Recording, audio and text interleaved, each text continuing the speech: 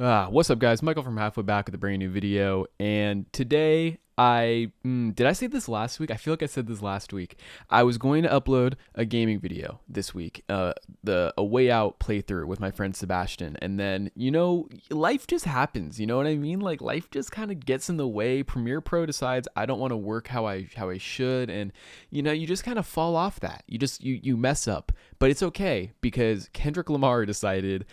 I'm gonna help you out, Michael. I'm gonna drop a brand new album out of nowhere, no promotion, no nothing. Just gonna give you a brand new album so that it gives you another week off to work on your A Way Out video, and you can talk about this instead. So that is what I'm going to be doing today. I'm going to be talking about the brand new Kendrick Lamar album, GNX, and kind of like the Tyler the Creator album when it came out. I don't have like a ton to really say. I feel like people have been talking about it nonstop for the last week since it came out. They've given much better in-depth analysis pretty much on this album, so there's nothing I can really contribute to it, but I can give you my own experience, and my experience with this album I think is really, really funny. So last week I had to get my wisdom teeth taken out, and this is something that I was very nervous about because you always hear horror stories about wisdom teeth surgery. You always hear like people going through pain, people going under and then acting like an idiot and all that, and so I was kind of putting it off for the longest time, but I had to get my wisdom teeth taken out. So I went in to get my wisdom teeth taken out on Friday. I was very nervous. Like on the car ride over, I was like silent, just sitting there looking out the window, just not wanting to deal with it. But then, got there, they put me under, everything goes well. Everything went very well, in case anyone was wondering. I know that's why you clicked on this video, to see how my wisdom teeth surgery went. So pretty much Friday, I nervous, not on my phone, not knowing what's going on in the world, not on Reddit, not on Twitter, not on anything. I'm not doing anything, just not on my phone. So I go under in the dark, pretty much. I come out, I wake up, I arise in the dark, don't know what's going on. I come home, my mom drives me home, come home, still high on drugs, still high on what do they give you when you get your wisdom teeth taken out? Morphine? That doesn't sound right. That doesn't sound right at all. Still high, still on my thing. My brother's helping me walk into the house, and he tells me Kendrick Lamar dropped a brand new album. And I'm like, what? I wish they recorded me. Before I went in for the surgery, I told them to not record me for anything, because I didn't want them to freak me out. I was nervous. I don't know why I was so nervous. I just didn't want to be high or put under for this wisdom teeth, but I also did. So I was like, please don't record me. I don't want to, if I'm acting like an idiot, I just want to forget about it, never remember. I regret that, because if I had that video of me finding out that Kendrick Lamar dropped a brand new album, I'd be including it here right now, because guys, that is such an amazing way to wake up from wisdom teeth surgery. And that was the best way for me to find out about this album. Just in one moment, I'm so afraid, just wanting this to be over, wanting to teleport to Friday afternoon, just wanting to just like black out from this moment in my life because I'm so nervous and just want it over as soon as possible, to gaining consciousness and finding out that my goat has dropped a brand new album. Like that was that was the best way I probably could have received that news, and the best way I could have found out about it. So the first thing I did, my mom was telling me to calm down. Apparently I was yelling and getting too excited. She got mad at my brother. Yeah, ooh, I just got my wisdom teeth taken out. I need to be chill, and I can't be freaking out and yelling because I'll rip out my stitches. Ooh, moms, am I right? Decide, okay, I'll calm down, go in my room, throw on my headphones, and I listened to 45 minutes of one of the greatest rappers of all time, and the greatest rapper of our generation, just rapping for 45 minutes straight. And I cannot tell you what my thoughts were during that first listen, because to be frank with you, I was still definitely very high from all the drugs that the dentist gave me, but I did have a feeling, and that feeling was euphoria. And I didn't mean to accidentally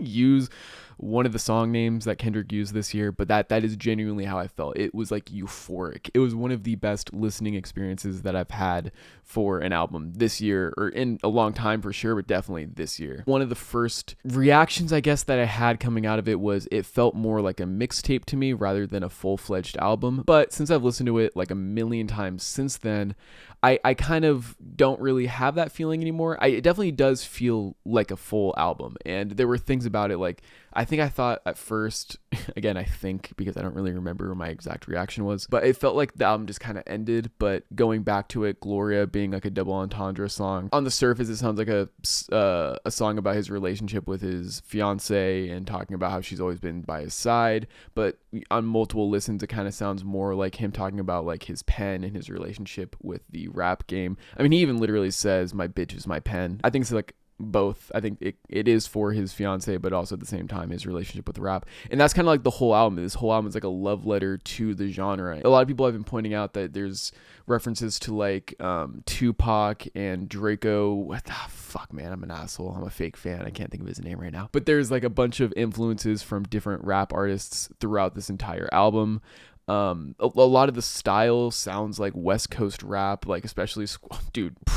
Sorry, I got sidetracked as soon as I started thinking about it. The song "Squabble Up" is just banger. It's crazy that also this is Kendrick's third number one song this year. The guy has only had, I think, 5 number one songs, and 3 of them have been from this year, which is fucking insane, dude. I love the sample on the song "Squabble Up." It reminds me of growing up and listening to all of my dad's rap music. My dad hates like new age music. He hates new age rap, does not like any of it. He always thinks it's bad. So he's always playing his older rap, like the West Coast kind of stuff. So hearing the song "When I Hear Music" by Debbie Deb sampled on it, I was just like, this is it, dude. It feels so right. I love the chill vibes on Dodger Blue. I was upset that I couldn't drive anywhere because that was the first thing I wanted to do when I heard that song. It's just such a chill vibe. I just love it so much. Roddy Ricch on it, dude. Like, where did he come from, bro? He dropped the box, disappeared, and then showed up again at the pop out, dude. Like, I haven't heard from Roddy Ricch in years, and Kendrick is like, nah, bro, you need to come back. I love the Heart Part 6 so much. I'm glad that he not only took it back from Drake after he like Kendrick should have sued Drake for defamation for stealing the Heart Part 6 title from him and using it in the ugliest way, just the worst song, the worst possible song. And I'm really glad that Kendrick took that song back essentially and didn't make it about Drake. He wasn't talking about Drake on the song. He was like analyzing his relationship with TDE and talking about Black Hippie and all that. Like, I really, really love the Heart Part 6, and I'm glad that he didn't go the easy route with it and just make it about Drake and the beef. And that's kind of the whole album as well. Like, I've seen a lot of people saying like, oh, what's Drake gonna say? How's he gonna respond? We now know that he responded with lawsuits like a fucking pussy. But I don't think he needed to respond. And if he did respond to anything on here, he would be an idiot because there's not really anything on GNX that is directly calling out Drake. If anything, he's just kind of talking about the beef more than, not even really talking about the beef. He is, but isn't. Like, he's just kind of just talking about his experience with it rather than directly calling Drake out. I mean, shit, dude, he calls out Snoop Dogg and Lil Wayne more than he calls out Drake. And then we have like 2 songs with SZA, both of them beautiful, just absolutely beautiful. I already talked about Gloria and why I like that song, but also Luther is great. Dude, I think I need a collab album from Kendrick and SZA at this point. Like, dude, fuck a Kendrick and J. Cole collab. I don't need that shit. I need a Kendrick and SZA collab because every single time those two get in the studio is one of the most beautiful collaborations I've ever heard in my fucking life. And then, of course, you got TV Off with the most quotable line when he yells mustard as if he's fucking Kratos fighting the gods in the OG God of War trilogy. Like, I don't really have anything to say besides glazing because my top 4, my Mount Rushmore of artists is Kendrick, Tyler, Childish Gambino, and unfortunately Kanye. Like, the Kanye part of Mount Rushmore is slowly cracking and falling off as the years go on, but like, it is still unfortunately a very solid pillar of my relationship with music. So it is so crazy that in 2024, all 4 of my favorite artists of my Mount Rushmore have dropped an album, and they all were great besides the Kanye part. Like, Vultures 1 and Vultures 2, not good, but every other one, banger. What a time to be alive, dude. And the fact that Tyler and Kendrick both dropped within a month of each other, insane, dude. Absolutely insane. And there's been a lot of talk about, will Kendrick be dropping another album this year? Like, is this it? Is it not it? And I don't know. And this kind of goes back to what I was saying earlier, where at first when I listened to it, it kind of felt like the album just ends and it seems like there would be more. But the more I listened to it, it honestly feels very complete. And if he didn't drop another album after this, I wouldn't be upset, because I think this year has been generational. He is on a generational run this year.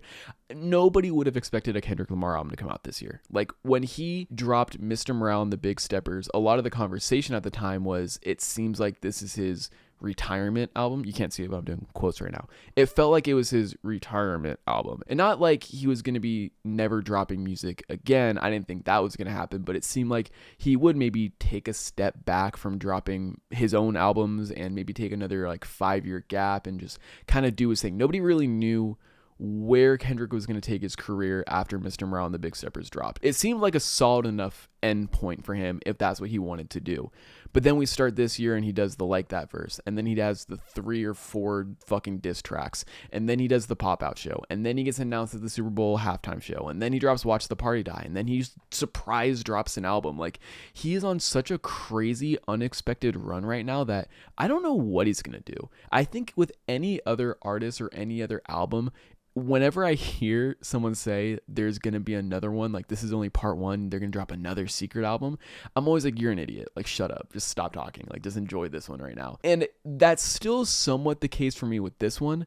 But at the same time, this guy has been making the most unexpected moves all year long that I have no idea what he's going to do next. He could drop another album, honestly. I have no idea. I don't even, at this point, trying to predict what this man's next move is going to be, it's just a fool's errand, bro. Like, you're not going to win that. You are not going to predict that. Like, there are always rumblings of an album coming out, but like, I didn't really believe there was going to be an album. And then there was. And then there fucking was. So at this point, I don't know what he's going to do. I'm just going to enjoy GNX for what it is. And I think it's a great rap album. I think it's a great homage to West Coast rap. And I think it's just such a perfect way to cap off his historical year, bro. Like, this has been such a great year to be a Kendrick Lamar fan. And I'm glad that he is able to cap it off with a project that is as fun as this. So thank you guys so much for watching this video. Please make sure to like, subscribe, share it with your friends. You know, hopefully I'll drop the A Way Out video next week, but again, Premiere Pro doesn't fucking like me, dude. So that might be delayed a little bit longer. Obviously, I'll upload a video next week. And I just got to say real quick too, I've been uploading a video every single Friday this entire year. I have not missed a Friday, but if you look at my main channel feed, it'll seem like I missed a video. And it's because apparently YouTube Shorts can be longer than a minute now. So if you upload a vertical video that's like up to 3 minutes, it won't upload it as a main video, but it'll upload it as a YouTube short. So it kind of looks like I fucked my streak up, but I didn't fuck my streak up. I posted a video that day. So if anyone ever comes for me and says you didn't upload every Friday, you're a liar. I did do it. So go fuck yourself. Thank you guys so much for watching this, and I'll see you next time.